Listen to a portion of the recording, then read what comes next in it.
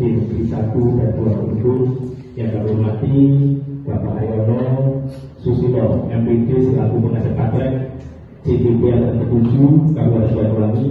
Puji syukur kita berkat kepada Tuhan Yang Maha Esa, Allah Subhanahu wa Ta'ala telah melimpahkan rahmat, nikmat serta hidayah kepada kita semua sehingga kita pada hari ini diberi kesehatan untuk menghadiri dan berkumpul bersama dalam rangka diseminasi implementasi budaya positif di sekolah dengan keadaan sehat walafiat. Kedua kalinya suara dan salam sudah terterangkan kepada junjungan kita Nabi Muhammad SAW yang selalu kita nanti sahabatnya dia berjamaah. Pada kami mati untuk mengawali kegiatan pada hari ini, marilah kita buka dengan bacaan basmalah bersama. Bismillahirrahmanirrahim. Memasuki acara yang kedua untuk mengenal rasa nasionalisme kita, maka kita bersama-sama menyanyikan lagu kebangsaan Indonesia Raya. Hadirin dimohon berdiri.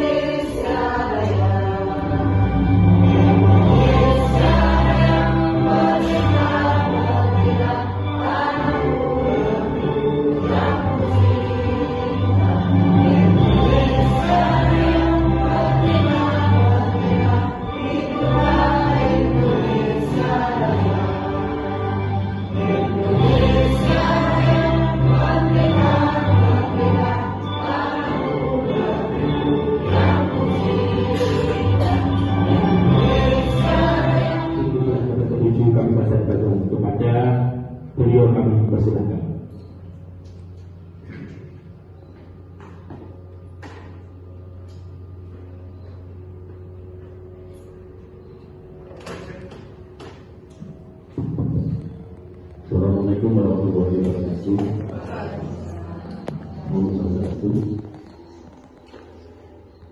Yang saya hormati Bapak Ibu kepala sekolah dan juga Bapak saya yang bersama saya, kepada satu dan kedua, kemudian Bapak CPP, Bapak Ahmad, kemudian hadirin Bapak Ibu dari Kementerian Satu dan Dua yang menghadiri acara musik pada saat ini. Rasa syukur teman-teman dengan Bapak Ibu, kenapa sih ada satu program seperti ini, workshop, dan kemudian kemarin yang mengundang juga atas nama Ibu Ana, kepala sekolah. Ya, Bapak Ibu yang saya hormati, bahwa workshop ini adalah merupakan satu kegiatan yang menjadi satu tanggungan calon pengajar praktek. Jadi mungkin dulu Bapak Ibu di sini sudah ada yang menjadi CPP dan sekarang menjadi guru penggerak, insya Allah guru sudah pernah dilaksanakan. Sehingga hari ini bukan merupakan satu hal yang asing lagi. Terus kemudian bagi yang belum CPP, ini masih ada kesempatan Bapak Ibu untuk angkatan yang ke-9 dan 10 sudah dibuka kemarin. Moga segera berbondong-bondong kegiatan itu dan sehingga akan ada satu dampak yang positif terhadap pembelajaran kita. Karena masuk di CGP itu sama dengan masuk di Kapaton dulu di Buko. Bahkan pandangan itu bisa merasakan kalau ada tugas ini ujian apa lagi saya baca seperti itu ya. Tapi akhirnya juga bisa dilampaui dengan semangat dan saya yakin sekali bahwa setelah masuk di dalam CGP sudah ada satu pembelajaran dan program baru, ilmu baru yang berdampak positif. Dan hal ini dilaksanakan oleh CGP yang merupakan satu hal yang harus dilaksanakan. Jadi membimbing atau membuat orang lain, artinya berkolaborasi, mengajak mereka bersama-sama mengenalkan mengenalkan program dari CGP ini, sehingga nanti Bapak Ibu bisa mengenal apa sih sebenarnya yang telah didapat oleh Bapak Nana itu. Dan apabila pada saat ini sudah dilaksanakan di sini, karena kami yakin sekali Bapak Nana adalah merupakan CGP yang memang aktif. Dulu masuk CGP itu perutnya besar sekali teman-teman. Sekarang jadi CGP 3 bulan langsung susut ya. Jadi tidak perlu diet lagi karena tidak ada waktu selain tugas yang dikerjakan. Sampai jam 10 malam itu masih juga presentasi dan sebagainya, setiap malam dilaksanakan. Itu merupakan satu gambaran bagi Bapak Ibu. Monggo bersama-sama nanti kita belajar. Jangan dianggap bahwa ini adalah kontrol diri sing materi, jangan seperti itu. Tapi lihatlah ilmu yang disampaikan, tapi jangan memandang siapa yang menyampaikan. Apabila ada seperti itu, saya yakin sekali bahwa semua nanti akan bisa mendapatkan satu ilmu yang baru, dan Bapak Ibu akan membuka sampai hati untuk bisa melakukan hal yang baru, terutama bagi pendidikan yang ada di Kecamatan Puncak, khususnya di Gubernur Sampai dan Kelurahan. Salah saya itu, Bapak Ibu terima kasih atas kedatangannya. Untuk yang beragama Hindu, saya ucapkan Om Swastiastu. Kepada yang terhormat Kepala SDN 1 Bendung, Bapak Priyadi, mohon maaf, Pak saya sendiri. SDN 2 Bendung, yang saya hormati Bapak Aris sebagai pengajar praktik dari CGP yang sangat. Kemudian yang saya hormati juga yaitu Bapak Ibu peserta workshop, yaitu dari SDN 1 Bendung maupun SDN 2 Bendung. Pada hari ini selanjutnya kita mengucapkan puji syukur kehadirat Tuhan Yang Maha Esa, di mana kita masih bisa berkumpul bersama dalam keadaan sehat walafiat untuk menimba ilmu secara bersama-sama.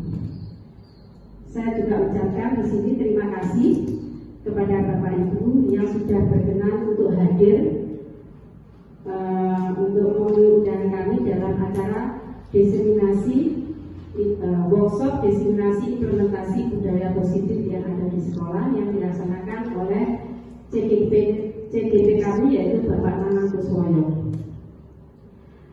Tujuan diadakan workshop ini juga tadi sudah disinggung oleh Bapak Aris banyak di sini. Kemudian di sini program guru penggerak ini juga tadi juga sudah disampaikan bahwa ini bukan hal yang baru. Ini sudah merupakan program yang berjalan sekitar 2 tahun karena program guru penggerak ini diluncurkan oleh Menteri Pendidikan yaitu sekitar pertengahan pada tahun 2020 yang merupakan bagian dari kebijakan Merdeka Mengajar yang diluncurkan oleh Mas Menteri. Salah satu tujuan program guru penggerak ini menurut Mas Menteri adalah menjadikan guru sebagai pemimpin transformasi pendidikan. Oleh karena itu, kegiatan workshop ini memang sangat baik sekali, di mana kita sebagai pendidik untuk saat ini di zaman yang sudah serba digital ini sangat diperlukan karena ada begitu banyak perubahan-perubahan yang harus kita ikuti juga. Karena apa? Anak-anak didik pun sekarang ini sudah jauh juga melangkah dari kita. Jadi kalau kita hanya diam saja atau berpangku atau berpatokan pada hal yang lama, maka kita akan ditinggal oleh anak didik kita.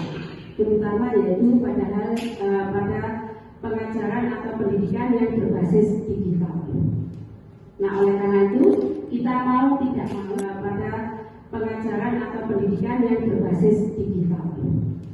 Nah, oleh karena itu kita mau tidak mau kita harus mengubah mindset atau pola pikir kita pada waktu kita memberikan pembelajaran pada anak-anak, supaya apa yang kita berikan itu tidak menjadikan hal yang membosankan atau hal yang lama yang kuno yang tidak disukai oleh anak-anak.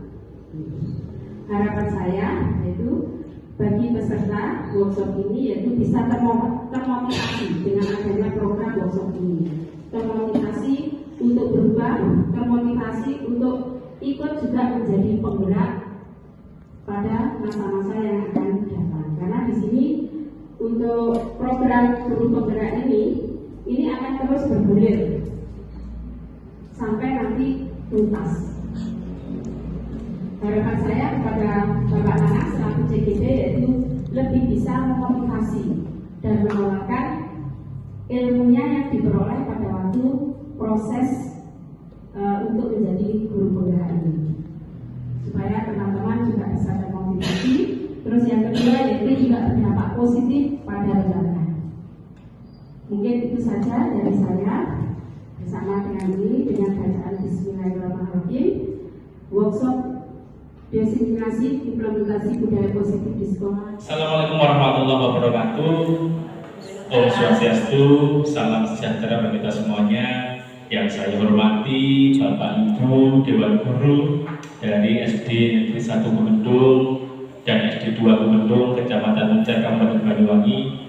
Puji syukur alhamdulillah pada hari ini kita panjatkan kehadirat Tuhan Yang Maha Esa, Allah Subhanahu wa taala telah melimpahkan rahmat, nikmat serta hidayah kepada kita semua, sehingga kita pada siang hari ini setelah di sela-sela kita jam mengajar, kita dapat berkumpul dalam keadaan sehat walafiat.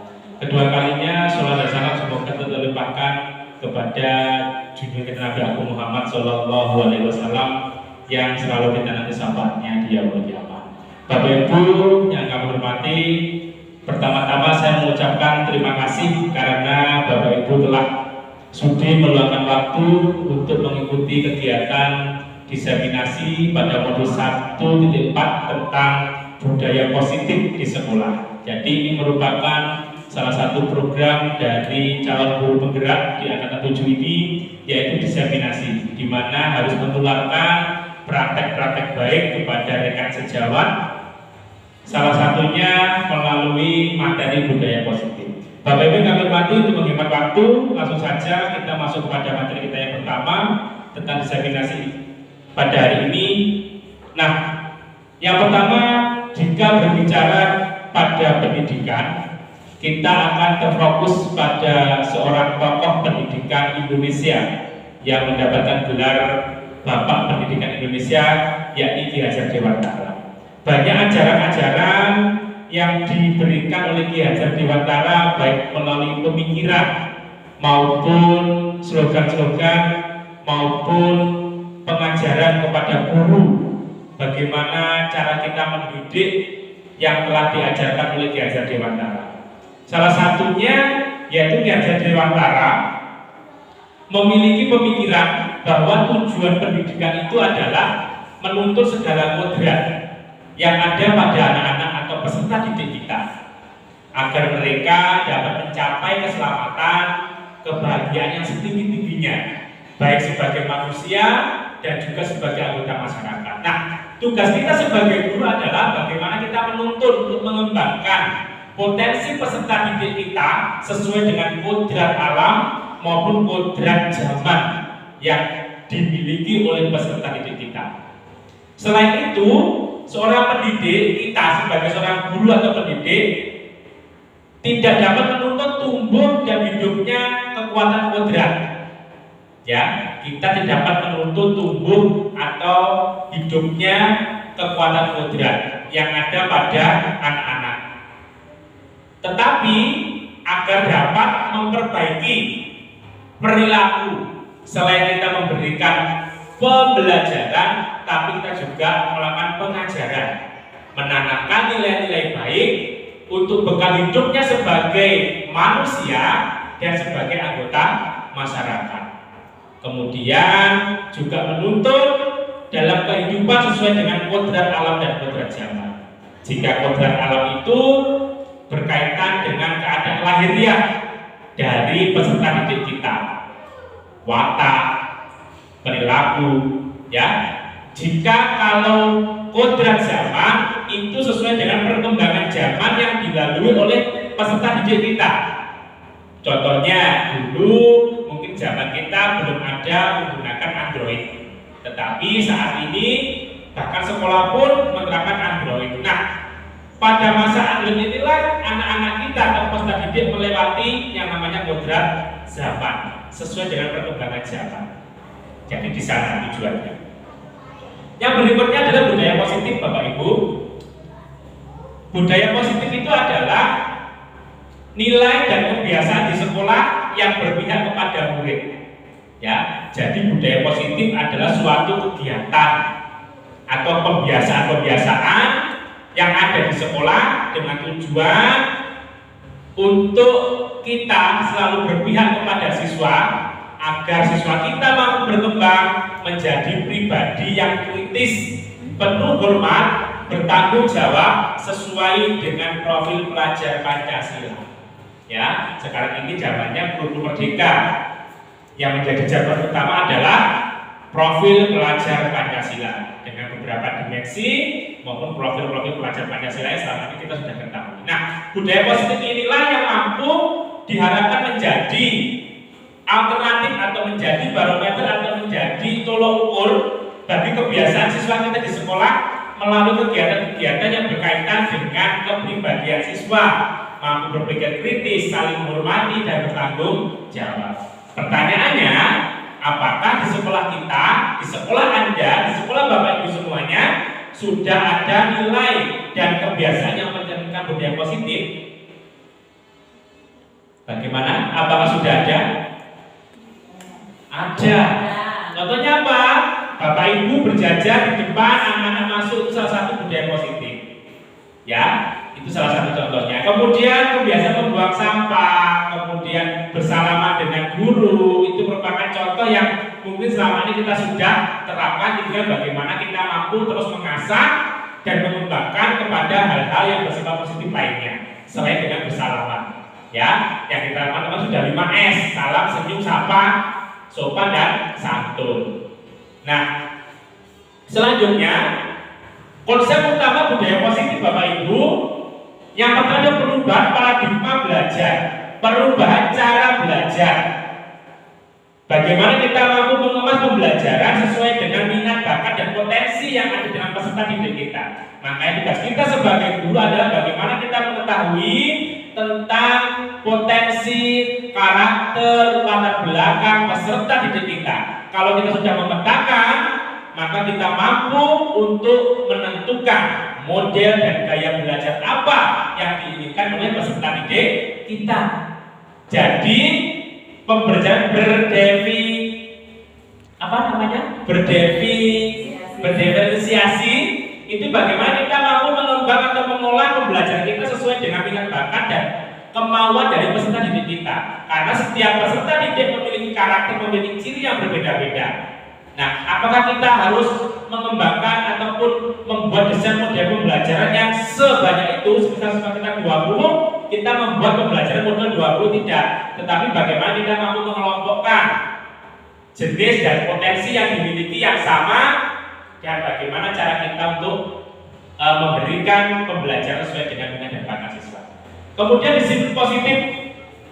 Disiplin positif bagaimana kita menciptakan tidak hanya disiplin anak-anak itu karena takut adanya hukuman, tapi bagaimana kita mampu menciptakan disiplin yang benar-benar bisa keluar dari hati maupun diri siswa sendiri. Jadi ada disiplin itu tidak hanya karena adanya hukuman atau perintah, tetapi benar-benar dilakukan oleh dirinya atau kemauan dirinya sendiri. Kemudian kebutuhan dasar manusia. Nah, nanti yang akan kita bahas kebutuhan dasar manusia. Kemudian motivasi dan perilaku manusia.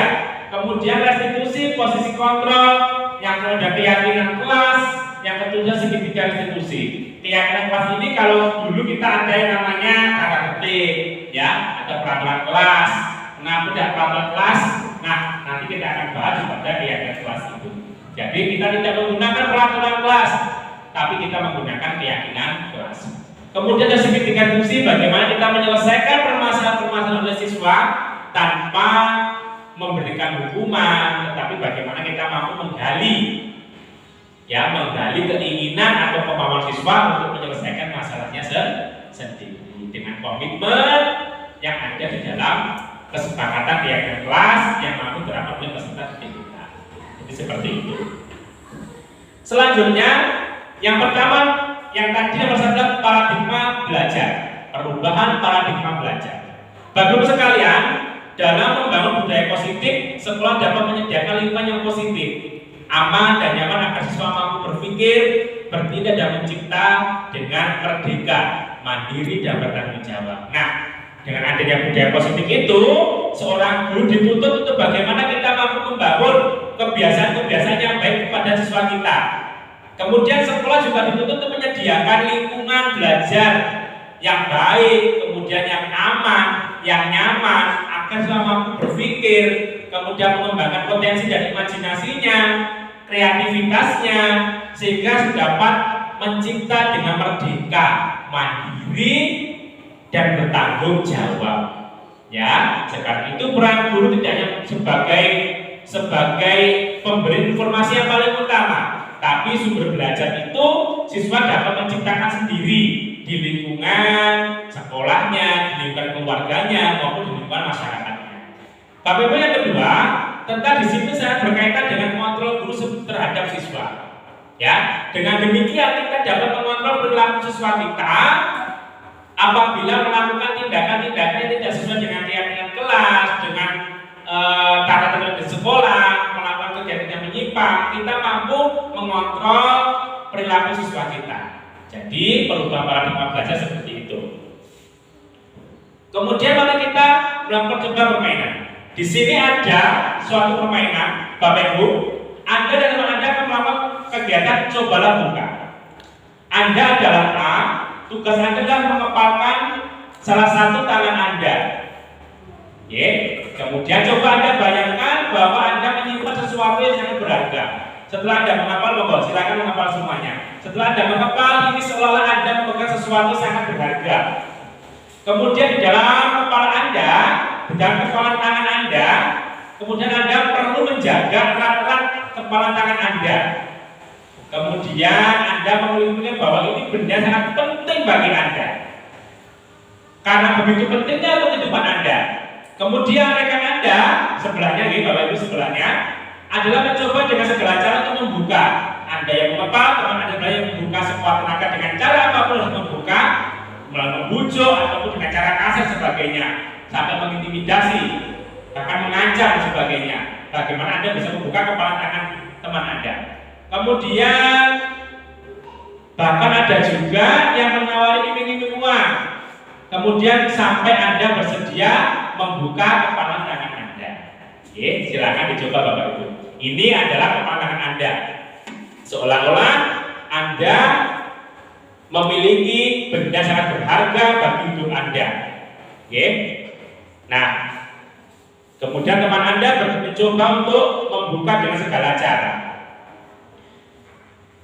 Nanti Bapak Ibu setelah Anda melakukan itu, silakan dicoba lebih dahulu. Kira-kira apa yang terpikir dari Anda setelah melakukan permainan ini? Ada beberapa alternatif jawaban. Ya, kemungkinan jawaban. Ya, tadi sudah melakukan. Antara yang bersedia membuka dan yang tetap bertahan menutup kepala tangannya. Ada tadi? Ya. Kemudian siapakah sesungguhnya memegang kontrol yang menutup kepala tangan atau yang berusaha dengan segala cara untuk membuka kepala tangan rekannya? Siapa sini yang mengontrol? Kita sendiri. Diri kita. Karena yang mau membuka tidak, itu adalah diri kita. Entah ada rintangan apapun, ada godaan apapun, kalau kita tetap kokoh mempertahankan kontrol kita, maka tidak akan bisa terbuka. Kemudian saya yakin ya, pasti ini Bapak Ibu memiliki tanggapan ataupun jawaban tersendiri. Antara teman satu bangku dengan yang lain tidak akan sama. Ya, tergantung dari apa yang tadi yang terjadi. Kalau Anda ikut arus, maka juga akan membuka. Tapi bagaimana kita mampu di sini? Anda berperan sebagai pengontrol dalam diri Anda sendiri. Kemudian teori kontrol dari Dr. William Gleiser. Ilustrasi guru mengontrol murid. Kemudian bahwa semua penguatan positif efektif dan bermanfaat. Pada dasarnya kita tidak dapat memaksa murid untuk berbuat sesuatu jika murid tersebut memilih untuk tidak melakukannya. Kita garis bawahi bahwa kita tidak bisa memaksa kehendak kita kepada siswa kita. Jika kalau siswa kita tidak mau melakukannya, ya sudah.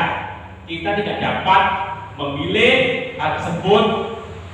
Murid kita mengikuti seluruh perkataan yang kita inginkan atau tindakan yang kita inginkan. Oke. Kemudian ilusi bahwa semua penguatan positif akan tidak bermanfaat. Penguatan positif atau bujukan adalah bentuk-bentuk kontrol.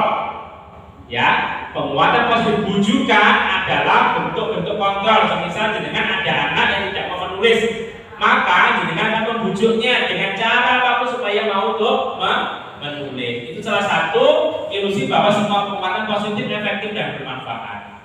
Kalau penguatan yang bersifat positif. Kemudian ilusi bahwa kritik dan membuat orang merasa bersalah dalam menguatkan karakter. Menggunakan kritik dan rasa bersalah untuk mengontrol murid menuju pada identitas gagal. Menggunakan kritik dan rasa bersalah untuk mengontrol murid menuju pada intensitas gagal. Contohnya, ya ampun nak, orang tuamu di rumah kerja capek, kamu sekolah hanya bermain saja. Nah, itu biasanya adalah salah satu cara membuat kita kepada siswa kita merasa bersalah. Oke, jadi itu. Sudah ada gambaran ya? Selanjutnya, individuasi orang dewasa memiliki hak untuk memaksa. Banyak orang dewasa yang percaya bahwa mereka memiliki tanggung jawab untuk membuat murid-murid berbuat hal-hal tertentu. Apapun dilakukan dapat diterima selama ada sebuah kemajuan berdasarkan sebuah pengukuran kinerja. Pada saat itu pula orang dewasa akan menyadari bahwa perilaku memaksa tidak akan efektif untuk jangka waktu panjang. Kita memaksa kehendak kita kepada siswa kita itu memang ada efeknya, tapi tidak bertahan lama. Hanya bertahan saat itu juga, setelah itu ya sudah kembali lagi ke posisi awalnya. Bapak Ibu, selanjutnya pada materi kita yang kedua tentang disiplin positif. Apa makna disiplin? Apa makna disiplin? Mungkin selama ini kita banyak mendengar disiplin, tetapi terkadang kita belum tahu secara benar apa itu makna dari disiplin. Disiplin, Bapak Ibu sekalian, berasal dari bahasa Latin disiplina, yang artinya adalah belajar. Disiplin diri membuat orang menggali potensinya menuju tujuan apa yang dia hargai. Namun dalam budaya kita, makna disiplin telah berubah menjadi sesuatu yang dilakukan seseorang pada orang lain untuk mendapatkan kepatuhan. Disiplin, contoh kita menyuruh siswa untuk patuh pada kita, itu disiplin. Kemudian kecenderungan umum adalah menghubungkan kata disiplin dengan ketidaknyamanan, bukan dengan apa yang kita hargai atau pencapaian tujuan mulia. Jadi itu disiplin itu artinya belajar. Tetapi saat ini tren yang berkembang adalah disiplin memiliki perubahan makna menjadi sesuatu yang dilakukan oleh orang lain untuk mendapatkan kepatuhan. Jadi itu. Lanjut, disiplin adalah kemampuan memerintah diri sendiri. Disiplin adalah kemampuan memerintah diri sendiri dalam mengontrol dan menguasai diri untuk memilih tindakan yang mengacu pada nilai-nilai yang kita hargai dengan penuh tanggung jawab tanpa perintah orang lain. Contohnya kepada siswa itu kalau disiplin berarti dia itu mampu mengontrol dirinya sendiri, mampu menguasai dirinya untuk memilih tindakan yang berpatokan pada nilai-nilai yang mereka hargai. Ternyata tata tertib, keyakinan kelas. Ya, mereka akan benar-benar menghargai itu dengan penuh tanggung jawab tanpa ada perintah orang lain, tanpa diperintah, tanpa adanya hukuman, tanpa adanya pengawasan. Kalau mereka sudah benar-benar berasal dari hatinya, maka tanpa diperintah pun akan melaksanakan itu semua. Kemudian nilai-nilai yang kita hargai adalah nilai kebajikan, sifat positif manusia yang merupakan tujuan mulia yang ingin dicapai setiap individu. Itu adalah nilai kebajikan. Nilai kebajikan adalah sifat positif manusia yang merupakan tujuan mulia yang ingin dicapai setiap individu, yaitu nilai-nilai dalam profil pelajar Pancasila yang diterapkan di dalam kegiatan pembelajaran. Jadi itu disiplin, mengontrol dan menguasai diri untuk melakukan tindakan mengacu pada nilai-nilai yang dihargai. Kemudian nilai-nilai kita hargai adalah nilai-nilai kebajikan. Nilai kebajikan adalah sikap positif yang merupakan tujuan mulia yang ingin dicapai setiap individu. Kalau dalam siswa, dalam kegiatan pembelajaran, yaitu nilai-nilai kebajikan itu yang tergabung dalam profil pelajar Pancasila. Lanjut. Kebutuhan dasar manusia. Materi kita yang ketiga adalah kebutuhan dasar manusia. Seorang guru harus memahami dasar kebutuhan siswa, baru melakukan tindakan selanjutnya. Jadi kita dituntut untuk mengetahui terlebih dahulu kebutuhan siswa kita itu apa toh, keinginan siswa itu apa toh, yang dibutuhkan siswa dalam belajar itu apa saja. Nah, kita harus memetakan itu sehingga kita mampu untuk melakukan tindakan apabila ada siswa kita yang mengalami permasalahan dalam belajar, salah satunya.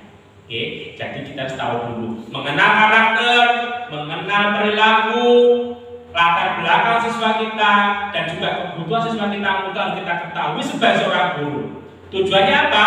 Apabila kita menghadapi siswa yang bermasalah, maka kita tahu untuk memecahkan masalah tersebut. Kemudian 5 kebutuhan dasar Bapak Ibu di sini ada kasih sayang dan rasa diterima, ada penguasaan, ada kesenangan, ada kebebasan dan bertahan hidup. Bertahan hidup ini berkaitan dengan sandang, pangan, papan, dan rasa aman. Jadi siswa kita itu butuh yang namanya bertahan hidup, sandang, papan, pangan, dan rasa aman. Bagaimana anak bertanggung jawab di sekolah apabila dia merasa takut datang ke sekolah? Bagaimana siswa mau bertindak sesuatu di sekolah kalau setiap datang ke sekolah hanya merasa takut kepada gurunya, sama dihukum dan sebagainya. Jadi bagaimana kita harus memenuhi dasar kebutuhan siswa kita, utamanya adalah keamanan.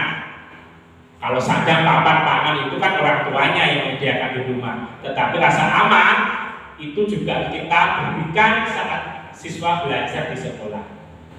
Bapak Ibu saya hormati, yang kedua kasih sayang dan rasa diterima.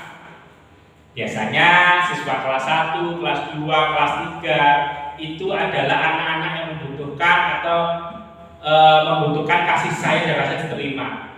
Sering cari perhatian kepada gurunya, kemudian cenderung mencari-cari caper kepada gurunya akan diperhatikan. Karena itu mereka membutuhkan namanya kasih sayang dan rasa diterima.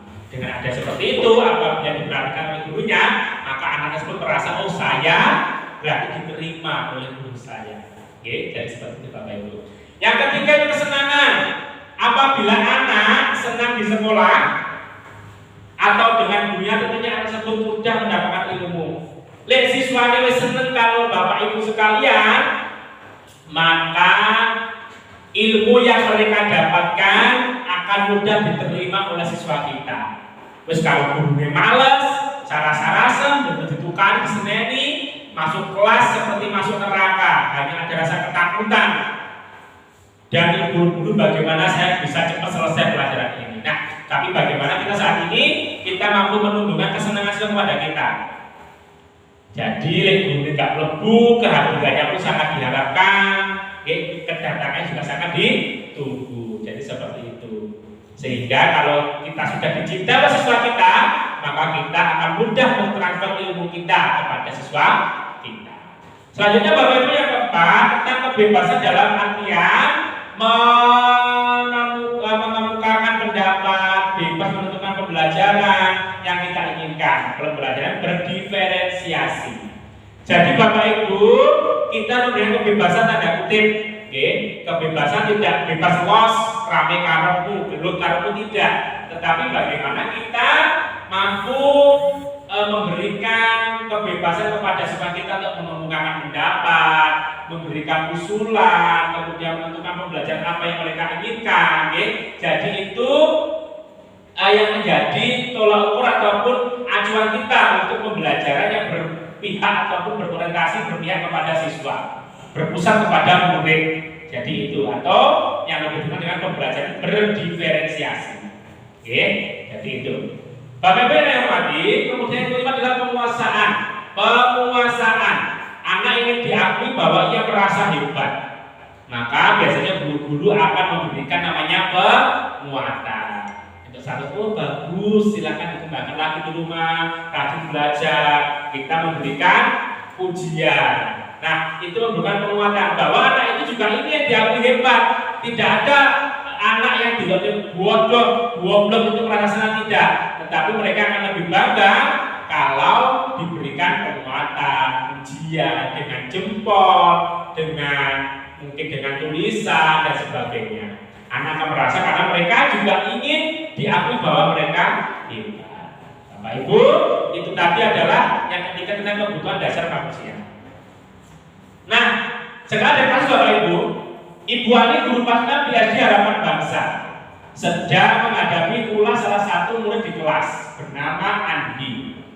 Beberapa anak telah datang dan mengeluhkan Andi yang seringkali meminta bekal makan siang mereka dengan paksa.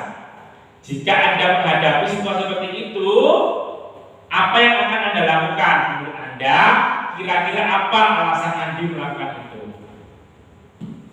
Sudah tergambar ya? Jika menurut Anda sering minta bekal kepada teman-temannya. Oke, silakan Bapak Ibu ditulis kasus ini pada lembaran kertas ini, nanti silakan dibagi ke belakang Bu. Saya bagi ke belakang.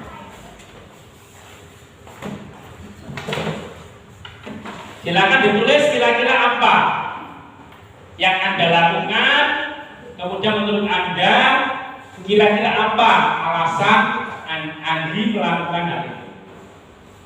Silakan, saya berikan waktu 5 menit untuk mengerjakan itu.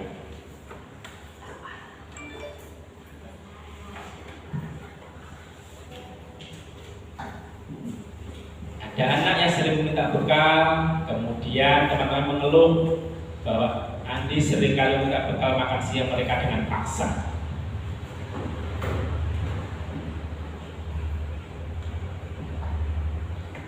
Ini kasus ini juga sering kita jumpai kan, tidak hanya mungkin ada yang minta uang, ada yang minta jajan temannya dan sebagainya.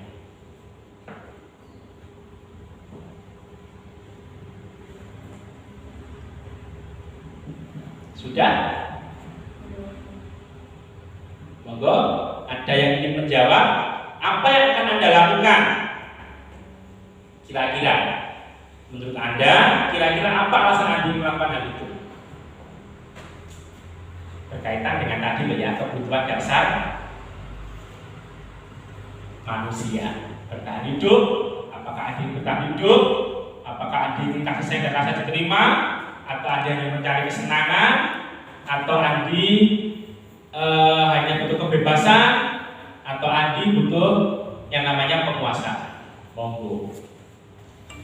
Bisa. Sudah selesai? Monggo, Bu Dusta, sudah? Kira-kira apa Bu jawaban yang punya Anda? Apa yang akan Anda lakukan kira-kira jika ada masalah itu? Ditegur, kemudian ditegur. Oke. Terus kemudian kira-kira apa yang Anda lakukan Bu? Kalau Anda berasa di posisi Bu Ani. Kira-kira dengan coba ditebak pada dengan sendiri. Kira-kira apa? Bimbingan. Ada apa Bu Nita kira-kira? Bimbingan. Melakukan bimbingan secara individu. Ya. Oke. Kalau dikaitkan dengan kebutuhan dasar manusia, kira-kira apa yang dibutuhkan Andi? Kasih sayang. Kasih sayang. Bertahan hidup bisa? Bisa. Bisa. Oke. Bisa. Nah, ini adalah peta konsep dari kasus tadi Bapak Ibu. Andi benar-benar lapar dan orang tuanya tidak membawakan bekal makanan. Itu kemungkinan bisa terjadi. Berarti Andi membutuhkan namanya bertahan hidup. Kemudian teman Andi jadi perhatian Andi. Ya, karena lapar, kemudian orang tua sudah memberikan bekal, maka sasarannya teman-temannya. Maka di sini adalah pertama dari kasih sayang dan rasa diterima. Yang ketiga Bapak Ibu, dia merasa hebat karena temannya takut dan menuruti keinginannya. Nah, itu berarti penerapan dari penguasaan. Berikutnya, Andi merasa bosan dengan bekal makanan yang dibawakan. Kemungkinan Andi merasa bosan dengan bekal makanan orang tuanya karena selalu dengan menu yang sama. Maka Andi dapat kebebasan. Yang terakhir, Andi hanya iseng, dia hanya iseng-iseng saja dengan temannya, ingin menikmati ekspresi wajah ketakutan dari teman-temannya. Maka dia kasih sayang rasa diterima. Nah, banyak sekali alternatif dari kasus yang dialami oleh Bu.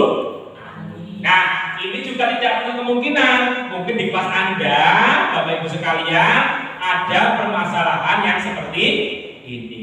Oke? Itu. Bapak Ibu, yang keempat adalah teori motivasi perilaku manusia. Oke, yang pertama adalah untuk menghindari ketidaknyamanan. Jadi motivasi itu ada 3. Ada motivasi eksternal, ada motivasi internal dulu ya, internal, eksternal, dan motivasi internal. Tujuan disiplin positif. Yang pertama, untuk menghindari ketidaknyamanan atau hukuman. Apa yang akan terjadi apabila tidak melakukannya? Nah, ini motivasi internal ini adalah motivasi dari luar. Dilakukan karena takut dengan adanya hukuman atau sanksi saja. Oke. Yang kedua, untuk mendapatkan imbal dari orang lain atau institusi. Ya. Eksternal juga. Jadi dia melakukan motivasi itu teorinya melakukan hal baik itu karena ingin mendapatkan yang namanya imbalan, atau hadiah dari orang lain dan sebagainya. Jadi itu juga motivasi eksternal atau motivasi yang tumbuh dari luar diri peserta didik kita ke diri kita sendiri. Karena adanya hukuman, takut hukuman, karena ingin hadiah, sehingga dia melakukan motivasi dan perilaku yang seperti itu. Kemudian untuk menghargai diri sendirilah, ini adalah motivasi yang ada dari internal atau dalam diri kita. Kita melakukan perilaku sesuatu karena benar-benar kesadaran dari diri kita. Dari diri kita sendiri. Itu adalah teori. Eksternal. Kalau perilakunya dilakukan baik karena adanya hukuman, takut pada hukuman. Kalau melakukan sesuatu hanya karena mendapat hadiah, itu adalah motivasi yang eksternal, tidak dalam diri. Tetapi kalau dia melakukan perilaku karena dari dirinya sendiri, kemauan dirinya sendiri, maka disebut dengan motivasi internal. Nah, ini yang menjadi tujuan disiplin positif. Bapak Ibu. Selanjutnya, hukuman dan sanksi atau konsekuensi. Nah, Iva kurang menguasai materi pembelajaran matematika, sehingga pada saat pembelajaran tersebut berlangsung, dia lebih banyak berdiam diri atau menggambar di buku pelajarannya. Kenapa? Karena dia tidak menguasai matematika. Pada saat guru matematikanya Pak Seno menanyakan pertanyaan, Iva menjadi gugup dan tak sengaja menjatuhkan tas dari kursi. Secara tiba-tiba menjadi gagap pada saat berupaya menjawab pertanyaan. Seluruh kelas pun tertawa melihat perilaku Iva yang berbicara gagap dan terkejut. Pak Seno pada saat itu membiarkan teman-teman Iva menertawakan Iva yang tergugup dan malu luar biasa, dan malahan minta Iva untuk maju ke depan, berdiri di depan kelas sambil menuju hidungnya karena tidak bisa menjawab pertanyaan Pak Seno. Kelas semakin gaduh dan anak-anak pun tertawa melihat Iva di depan kelas memegang ujung hidungnya. Ini kasus kedua. Pertanyaannya, apakah Anda setuju yang dengan tindakan Pak Seno terhadap Iva? Bapak Ibu, dengan menyuruh Iva berdiri, mempermalukan Iva, kira-kira Anda setuju nggak dengan tindakan itu? Mengapa? Apa? Kira-kira apa?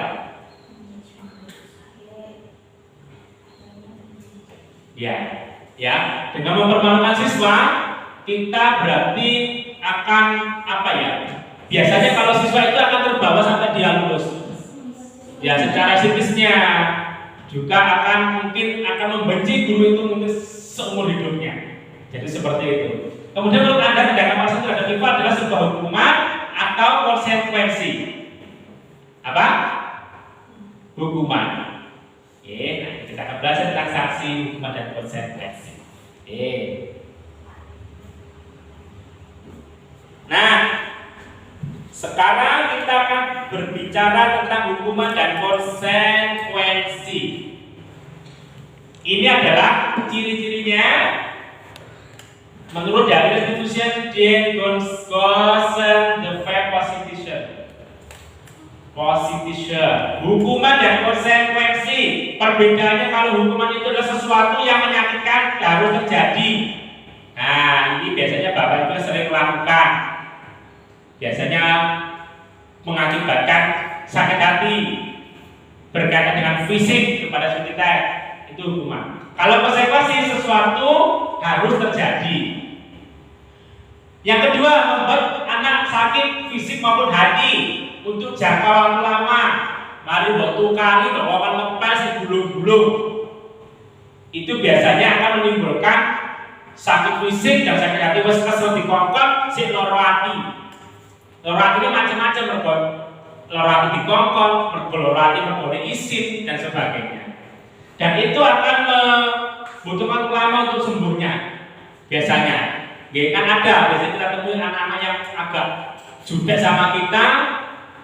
Itu karena mungkin kita tanpa sengaja melakukan hukuman kepada siswa itu. Kalau konsekuensi, anak menghargai disiplin. Kemudian hukuman itu sifatnya anak membantu disiplinan. Ya, biasanya anak-anak dikongkon disiplin paling ojo rame di kelas dikongkon kono mesti akeh sing rame ae. Oke. Kalau konsekuensi itu anak menghargai disiplin. Hukuman itu semuanya memaksa, gelem gak gelem untuk dilakoni. Tapi kalau konsekuensi stimulus atau tanggapan. Kemudian hukuman mendorong anak menyakiti diri sendiri dengan berlari, mengikuti lapangan 10 kali. Nah, itu contohnya menyakiti sendiri. Kemudian kalau konsekuensi itu mendorong anak agar mudah menyesuaikan diri. Yang berbeda konsep diri yang buruk, konsep diri yang baik. Hukuman anak belajar untuk menyembunyikan kesalahan. Biasanya siapa dia kami? Karena ada anak melupakan air kata-kata. Tidak ada mengaku karena mereka takut. Kalau mengaku pasti akan dihukum. Nah, tidak jauh-jauh mungkin dengan putra-putri kita di rumah Bapak Ibu ya. Biasanya anak-anak akan menjadi pembohong karena rasa ketakutan. Karena kenapa? Kalau mereka melakukan kesalahan pasti akan dimarah oleh kita. Ya, maka mereka akan berbohong. Soal sebutan ini nggak ngerti Pak, nggak ngerti Bu. Karena mereka kalau mengaku takutnya akan diberikan hukuman. Oke, jadi seperti itu. Anak belajar untuk mematuhi peraturan. Yang berikutnya marah, rasa bersalah, dipermalukan, merasa tak dihargai. Itu adalah rasa yang ditimbulkan siswa-siswi kita yang rasakan apabila kita memberikan hukuman. Kemudian kehilangan hak, dibuat tidak nyaman, diasingkan untuk sementara. Nah, jadi itu perbedaan kira-kira dari konsekuensi atau hukuman yang Bapak Ibu sering lakukan itu hukuman atau konsekuensi? Hukuman sama, karena kita belum mengetahui ini. Mungkin ini pun juga pernah kita lakukan. Contohnya apa? Ada anak yang mematahkan pensilnya teman, kemudian diminta untuk mengganti pensil. Nah, itu namanya konsekuensi. Karena mereka mendapatkan dampak dari apa yang mereka lakukan. Tapi kalau ada anak yang tidak mendapat, keluar lari 10 kali di halaman sekolah. Nah, itu hukuman. Kenapa? Mereka hukuman berkaitan dengan fisik. Pokoknya sifat-sifat yang menindas siswa, menyakiti siswa itu biasanya hukuman. Lanjut. Nah, coba Bapak Ibu di sini ada pertanyaan. Coba Bapak Ibu tulis pada kertas tadi, kira-kira satu ini hukuman atau konsekuensi. Monggo. Mencatat 100 kali di dalam buku kalimat saya tidak akan terlambat lagi karena terlambat ke sekolah. Kemudian kedua kali mengulangi lapangan baca 2 kali karena terlambat dari di sekolah. Murid diminta push up 15 kali karena tidak menggunakan masker ke sekolah. Menggantikan kertas tugas yang telah dicoret-coret. membersihkan rumah yang di meja tulis karena tersenggol pada saat belajar. Murid diminta bertelanjang kaki sepanjang hari karena tidak mengenakan sepatu hitam sesuai dengan peraturan sekolah. Melakukan pemanasan sendiri karena terlambat 10 menit untuk pelajaran PJUK atau olahraga. Monggo, Bapak Ibu silakan tulis dengan tentukan sesuai Anda ini hukuman atau konsekuensi. Monggo 5 menit untuk Anda mengerjakan. Wes ngerti bisa. Oke. Sampun. Sudah. Oke. Nanti dicocokkan nggih. Oke. Kira-kira yang salah berapa yang betul berapa? Ya. Survei membuktikan. Wah, ini salah. Ini salah. Monggo depresi. Adakah yang betul semua? Cici sing salah. Cici. Aku satu, yang pertama. Nomor 1 tok modal sak utek. Iya. Sudah berapa beda? Saya nomor 1 saja yang salah. Nomor 1 saja. Oke. Bapak Ibu perlu diingat kata kuncinya kalau hukuman itu biasanya menyakitkan atau berkaitan dengan fisik. Oh itu mental. 1 mencatat 10 kali berkaitan dengan fisik, maka namanya dengan Hukuman. lari di lapangan berkaitan dengan fisik, menyakiti fisik. Hukuman. Push up, Hukuman. mencoret-coret tugas teman, kemudian menggantinya Konsekuensi. kemudian membersihkan tumpahan air di meja, konsekuensi. Lari bertelanjang kaki, hukuman. Melakukan pemanasan sendiri, konsekuensi. Nah, Bapak Ibu, kata-kata dalam apabila itu berkaitan dengan fisik, maka itu disebut dengan Hukuman. kasih. Berarti Bapak Ibu sudah mulai paham dengan apa yang dikatakan dengan hukuman atau konsekuensi. Lanjut ya Bapak Ibu. Nah, yang berikutnya ada 5 restitusi posisi kontrol guru.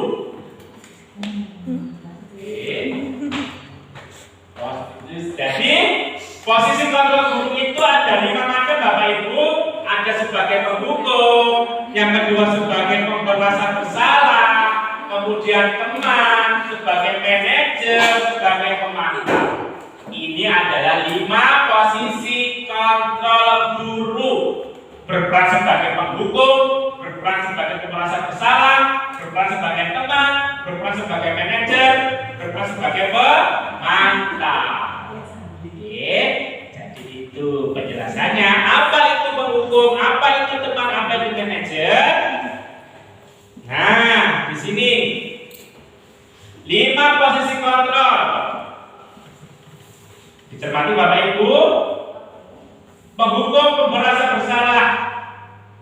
Contohnya ini biasanya guru yang berbuat coba. Jadi 5 posisi kontrol itu di dalam menangani suatu permasalahan siswa itu kita bisa berperan sebagai penghukum, pembuat rasa bersalah, teman, pemantau, manajer. Dari tabel 5 posisi kontrol ini, kira-kira yang sering Bapak Ibu lakukan posisi yang mana? Penghukum atau pembuat rasa bersalah? Atau teman, atau pemantau, atau manajer?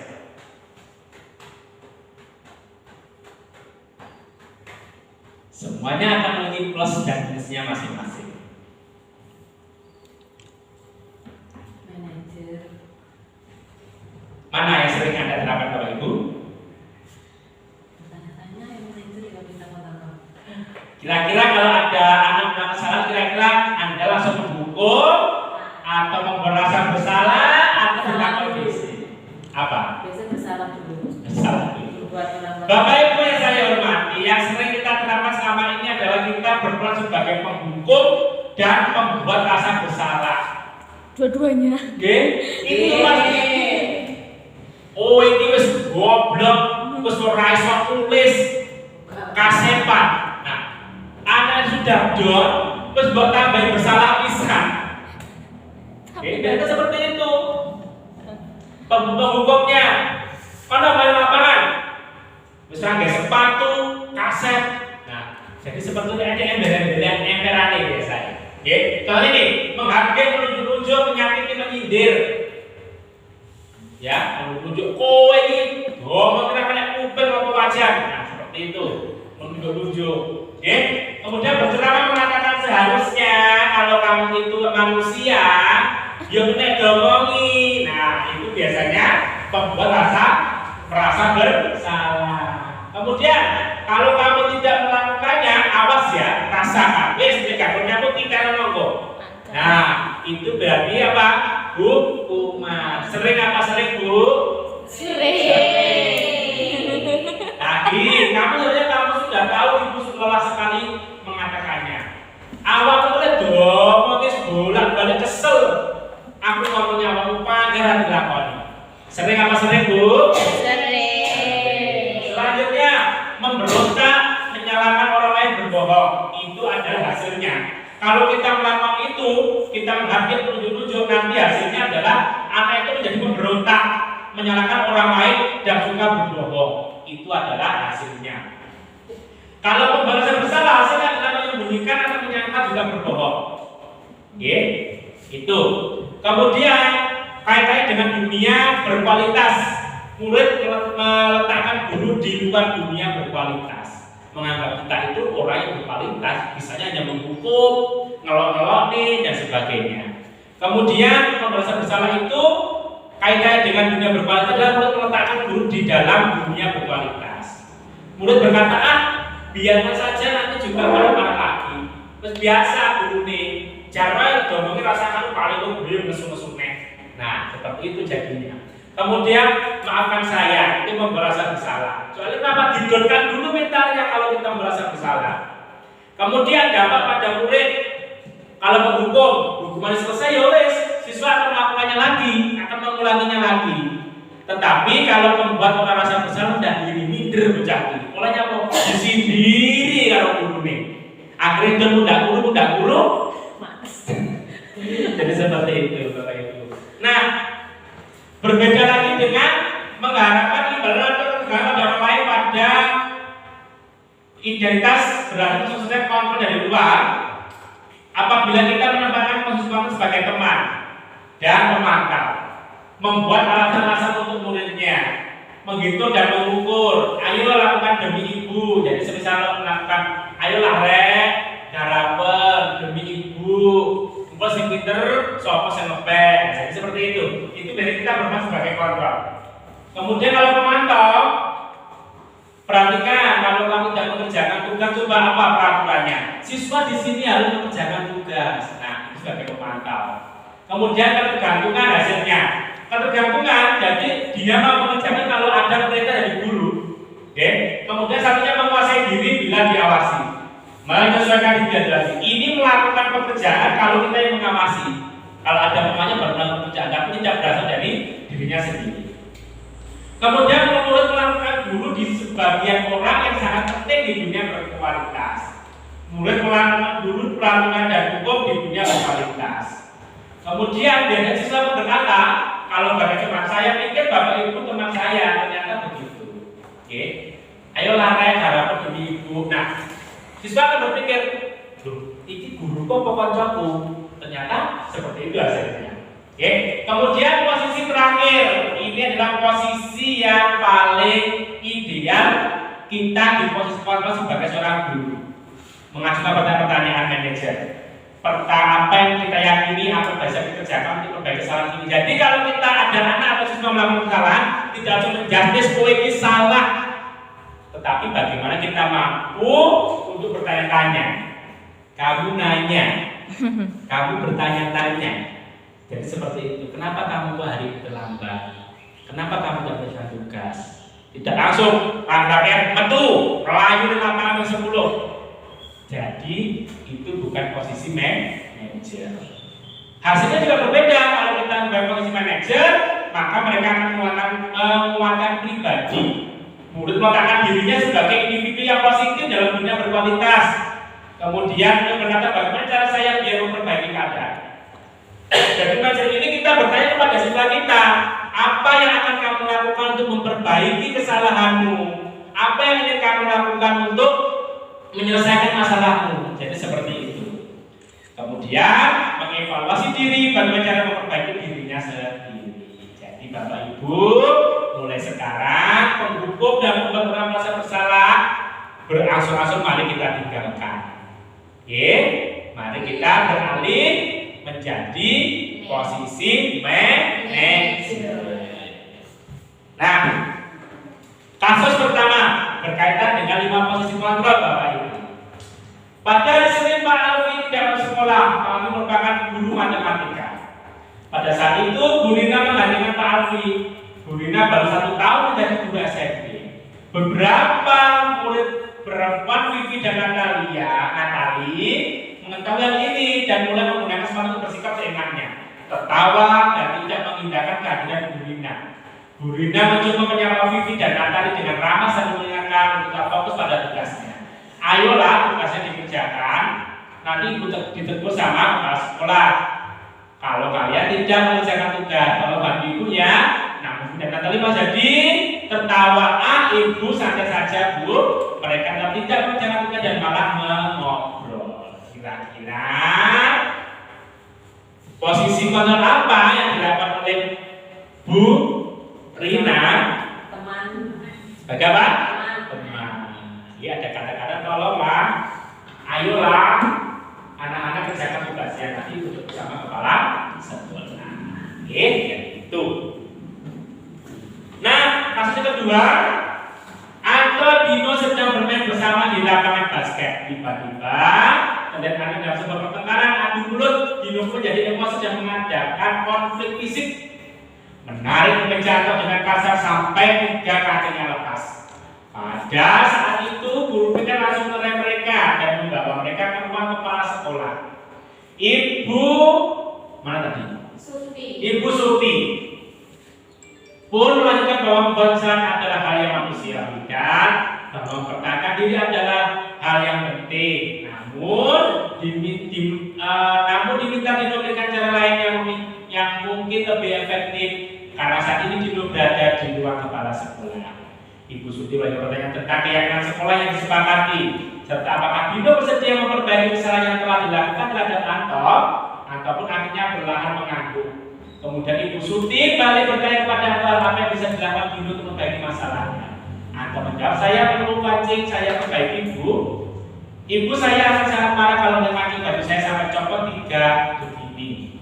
Ibu Suti kembali bertanya kepada Dino apa yang akan dilakukan untuk menggantikan 3 kancing Anto dan terlepas. Dia berpikir sejenak dan menjawab, wah tidak tahu Bu, saya lihat kembali mungkin ya Bu. Ibu Suti berpikir sebentar dan menanggapi, kalau dia akan mudah terlepas kembali Dino. Bagaimana kalau kamu menjahitnya saja? Persediakan kamu? Dino tak pernah menanggapi, menjahit. Mana saya tahu bagaimana menjahit Bu. Ibu Suti meneruskan, apakah kamu bersedia belajar menjahit? Dino berpikir sejenak memandang meja Anto dan menanggapinya, ya. Yang mengajari saya siapa Bu? Dengan Ibu Suti menjawab, Pak Irfan, guru tata busana. Dino kembali dan meja memandang meja Anto yang tanpa kancing. Akhirnya dia mengaku tanda menyetujui dan sepanjang siang itu Dino belajar menjahit dan memperbaiki kemeja Anto. Terakhir kali terlihat kedua laki-laki tersebut Dino dan Anto pada jam pulang sekolah mereka sudah bercengkrama dan bersenda gurau kembali. Dari kasus ini kira-kira posisi kontrol apa yang diterapkan Bapak Ibu? Manajer. Dari apa? Dari yang dilakukan Bu Suti. Ya, tidak langsung memberikan hukuman tapi bertanya-tanya. Ya, melakukan pertanyaan untuk mengklarifikasi apa yang dilakukan dan bagaimana cara mencari masalah jalan keluarnya. Itu adalah ciri dari posisi kontrol manajer. Selanjutnya, materi kita yang keenam adalah keyakinan kelas. Keyakinan kelas adalah keyakinan adalah nilai-nilai kebajikan atau prinsip-prinsip universal yang disepakati bersama secara universal, lepas dari perbedaan agama, suku, negara, dan bahasa. Keyakinan kelas Bapak Ibu, prinsip-prinsip yang universal, lepas dari perbedaan agama. Tidak ada kaitan dengan agama, suku, dan bahasa. Keyakinan kelas. Keyakinan kelas ini berarti berdasarkan pemikiran dan kesepakatan antara guru dan siswa, siswa dengan siswa. Kalau peraturan itu kayak membuat salah satu, yaitu pihak sekolah yang harus dilakukan oleh semuanya. Tetapi kalau keyakinan kelas ini adalah berdasarkan kesepakatan antara siswa dengan siswa yang saling memberikan pendapatnya sehingga dijadikan satu menjadi yang namanya keyakinan kelas. Kemudian keyakinan kelas contohnya Bapak Ibu datang ke sekolah tepat waktu, kemudian awali belajar dengan berdoa, peduli sesama, belajar dengan merdeka dan bahagia, siap bekerja mandiri dan kolaborasi. Ini contoh keyakinan kelas. Oke, Bapak Ibu, nanti coba dipraktekkan di kelasnya masing-masing. Coba anak disuruh menulis pada lembar stick keynote, ya seperti ini. Nanti suruh menuliskan apa yang menjadi keyakinannya di kelas. Nanti akan bermacam-macam. Ada yang toleransi, ada yang tanggung jawab. Nah setelah itu Bapak Ibu tempelkan pada plano dengan beberkan atau tempelkan terpanjang untuk mereka menempelkan. Nah dari pendapat-pendapat inilah nanti Bapak Ibu coba letakkan yang akan menjadi keyakinan kelas Bapak Ibu. Oke, tidak hanya peraturan sekolah, tetapi keyakinan kelas. Kalau keyakinan kelas itu dibentuk dari komitmen antara siswa dan guru atau siswa dengan siswa dalam satu kelas.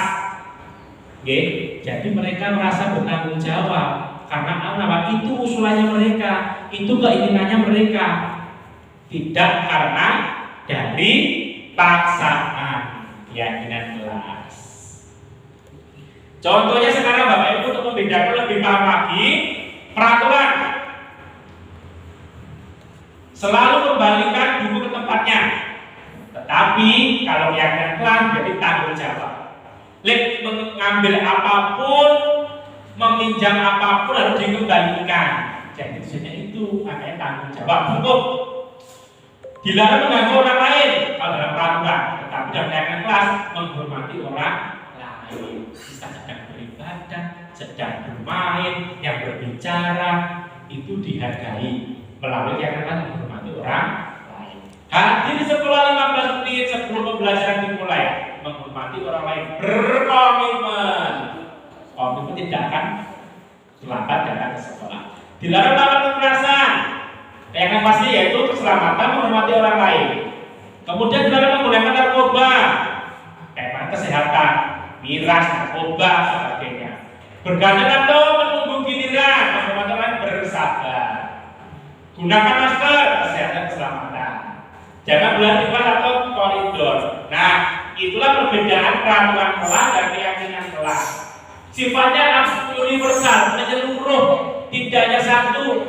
Oke, menghormati itu berarti yang dilarang mengganggu yang orang lain, dilarang mengganggu teman beribadah, dilarang memotong pembicaraan orang lain. Mau menjadi keyakinan kelas namanya menghormati orang lain. Contoh seperti itu, Bapak Ibu. Nah, Bapak Ibu sekalian, membentuk keyakinan kelas di sekolah atau kelas. Keyakinan bersifat abstrak daripada peraturan lebih rinci. Kalau lebih rinci kan peraturan kelas contohnya siswa daftar 15 menit sebelum bel masuk. Itu dalam peraturan. Dan kalau dalam keyakinan kelas apa tadi? Komitmen. Oke. Jadi seperti itu. Kemudian yang kedua berupa pernyataan-pernyataan universal atau menyeluruh. Pernyataan keyakinan kelas senantiasa dibuat dalam bentuk positif, jelas. Keyakinan kelas tidak terlalu banyak sehingga mudah diingat dan dipahami oleh semua warga sekolah. Keyakinan kelas sebaiknya sesuatu yang dapat diterapkan di lingkungan tersebut. Semua warga kelas hendaknya ikut berkontribusi dalam membuat keyakinan kelas lewat kegiatan curah pendapat. Jadi mereka diberikan kesempatan untuk mengemukakan pendapatnya. Kira-kira apa yang akan Anda usulkan untuk menjadi keyakinan kelas dari kelas Bapak Ibu? Memberikan kesempatan seluas-luasnya kepada peserta didik kita untuk menentukan apa yang menjadi undang-undang atau keinginan dari siswa Bapak Ibu.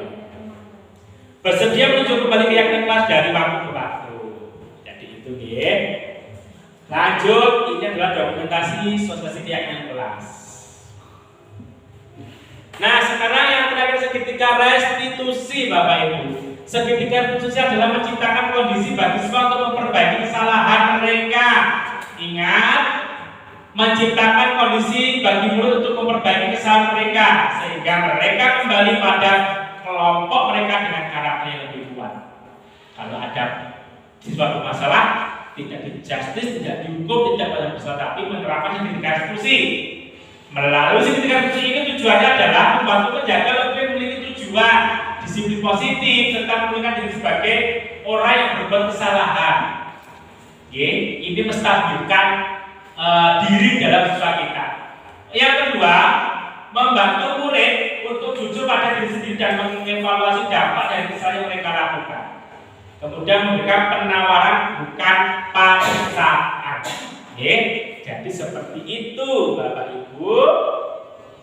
Segitiga restitusi. Apa saja? Yang pertama adalah menstabilkan identitas. Oke. Validasi tindakan yang salah, menanyakan keyakinan. Biasanya kata-katanya itu contoh kali yang digunakan. Kamu tentu punya alasan mengapa lakukan itu. Adakah cara lebih efektif dan sebagainya. Oke.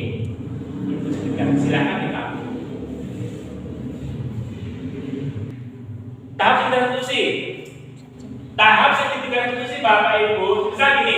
Ada siswa kita yang melakukan kesalahan, dia datang terlambat, maka tahap pertama adalah kita panggil anaknya, kemudian kita tanya, menstabilkan identitas. Bersalah itu tidak apa-apa, tidak ada manusia sempurna. Kenapa hari ini kamu telah datang terlambat? Contohnya, saya banyak bocor.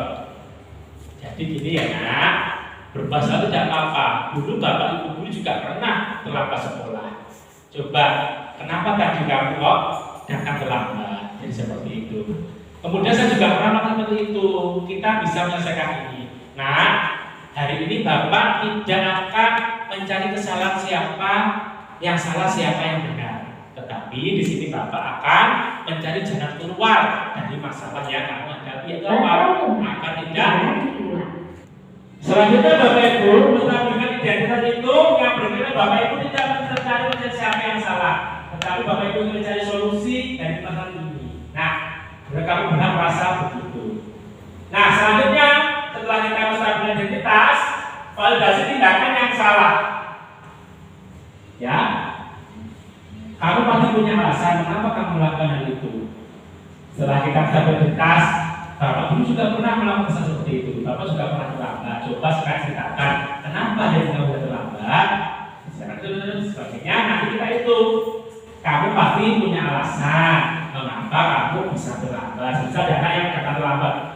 Saya baru kesiangan Pak, tadi malam begadang. Nah, kemudian kami kan tahu ya, menanyakan keyakinan kelas berikutnya. Ya, kamu tahu kan apa yang menjadi keyakinan kelas kita? Tidak ada terlambat kemudian. Sekarang coba kamu sebutkan apa keyakinan kelas kita. Disebutkan dulu, tidak ada terlambat. Nah, coba sekarang kamu sudah tahu kesalahannya. Sekarang apa yang akan kamu lakukan untuk memperbaiki kesalahan kamu? Saya tidak akan tidur malam lagi Bu, sehingga besok saya tidak terlambat. Jadi seperti itu. Oke, Bapak Ibu. Nanti saya akan menampilkan contoh dari segitiga restitusi, penerapan segitiga restitusi. Oke, sebentar.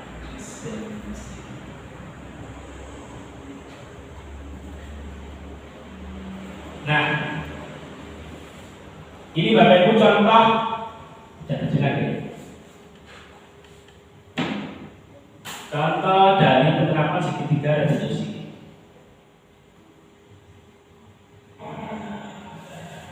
Ini tahu kan, itu kira-kira. Nah, ya ini ada dua kasus.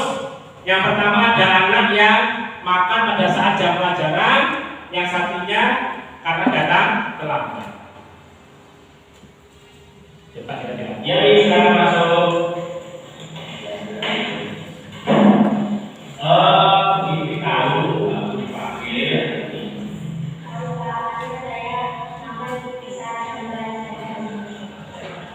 Ini tahu kan?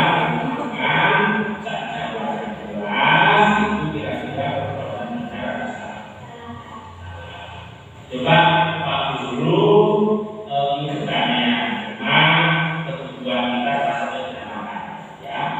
Maka kalau kita ingin makan, itu juga perlu lakukan makan pada saat pelajaran. Tapi selain itu kita harus tahu dulu, ya kapan kita harus makan dan harus pas, ya. Jadi makan apalagi makan dalam apa tadi belum sarapan? Belum. Memang tadi belum sarapan. Nah, apa tidak sarapan? Nanti saya setelah bangun tidur, nanti saya selalu bersiap-siap kemudian menunjukkan jam 7. Saya buru-buru berangkat. Jadi kamu ya, siap-siap, kemudian tidak sempat sarapan di rumah, pergi ke karena sudah ada di rumah dan tidak ada.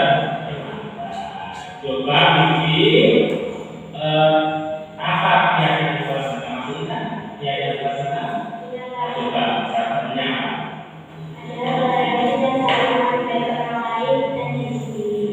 Kalau ini makan di kelas sudah mengajari orang lain belum? Ya, ini kamu panggil diri ke sini, kita mencari siapa yang benar, siapa yang salah kan? Tapi kita akan bersama-sama memecahkan masalah, ya, dan solusi supaya nanti tidak menghadapi saat jam pelajaran, ya. Coba ini kira-kira apa yang akan dilakukan supaya tidak mengulangi lagi perbuatannya maka saja pelajaran. Saya akan berusaha, saya akan bilang dulu. Itu sebelum berangkat. Nah, kira-kira boleh apa? Silakan lagi. Dan besok saya akan berusaha, saya akan lebih dahulu di rumah sebelum berangkat sekolah akan tidak makan saat selesai. Ini, ya, saya berharap dapat yang ada di kelas, ya, yang menjadi standar kita, ya, salah satu tidak makan pada saat jam ya. Dan ini semoga menjadi yang patuh, ya, terhadap peraturan maupun keyakinan dari rumah, di sekolah maupun di masyarakat, ya. Ini juga menjadi ya.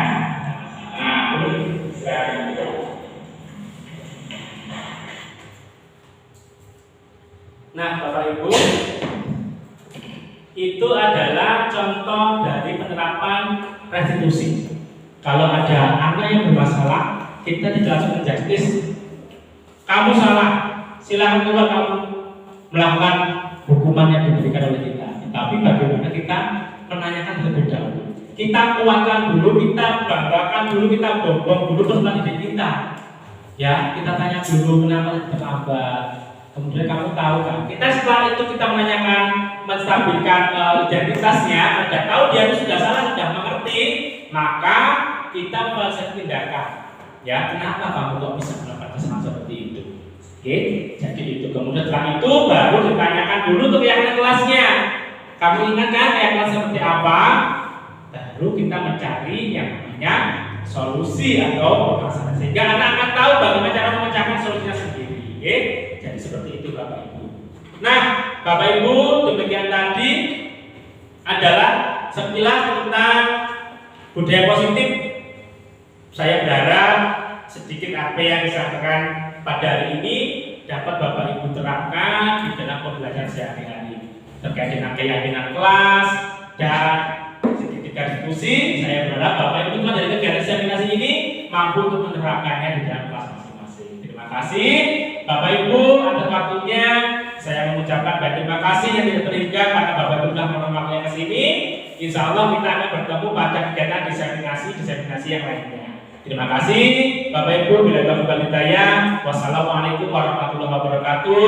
Om Santi Santi Santi Om.